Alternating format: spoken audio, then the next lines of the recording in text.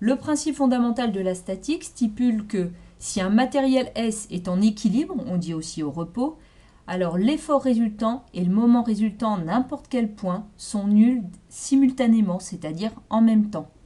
On peut donc écrire que la résultante en x qui est égale, on l'avait vu précédemment, à la somme des forces sur x est égale à 0.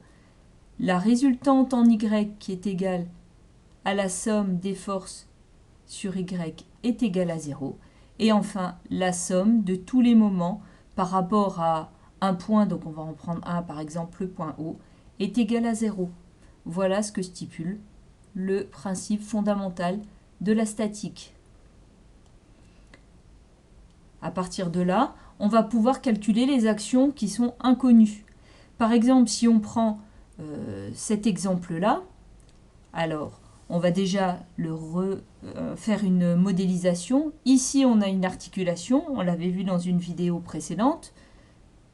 Donc je reprends déjà ma poutre, ma force F ici, qui est à 2 mètres, 4 mètres de l'autre côté, et donc mes actions de liaison, à gauche une articulation, donc j'ai deux efforts qui empêchent le déplacement, XA et YK, et ici j'ai un appui simple, donc YB. Si je fais le calcul de la résultante et le principe fondamental de la statique, parce que rien ne bouge, on est à l'équilibre, je vais écrire Rx égale somme des forces sur X. Ça s'écrit, qu'est-ce que j'ai en X? Uniquement XA. Et le principe fondamental de la statique me dit que c'est égal à 0.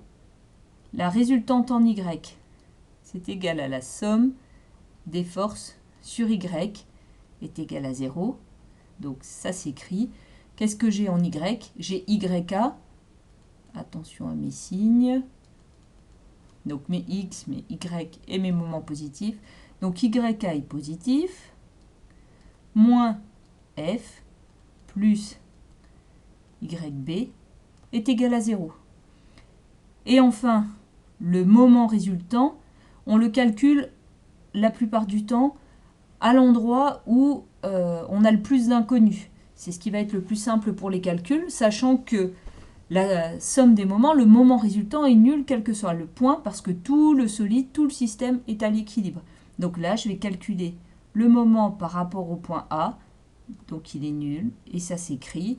Donc XA fois bras de levier 0, YK fois 0, F, donc je calcule le moment à ce point-là, F va faire tourner dans ce sens-là, donc le signe c'est moins, F, fois le bras de levier, la distance entre F et le point A, je l'ai ici, c'est 2.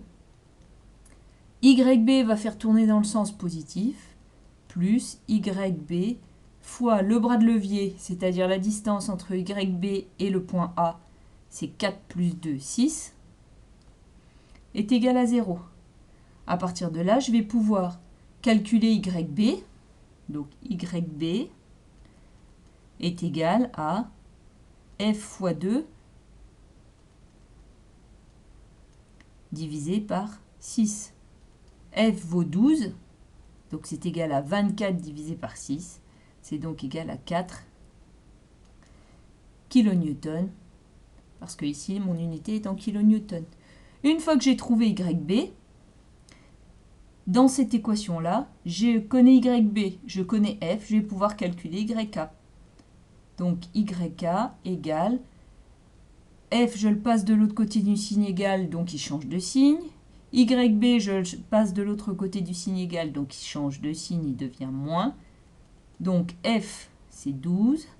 YB, j'ai calculé ici 4. Donc YK égale 12 moins 4, c'est-à-dire 8 kN.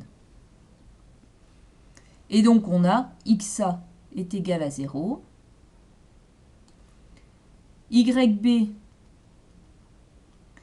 qui est égal à 4. Et YK qui est égal à 8 kN. On a bien résolu notre système et trouvé toutes les inconnues aux liaisons. grâce au principe fondamental de la statique.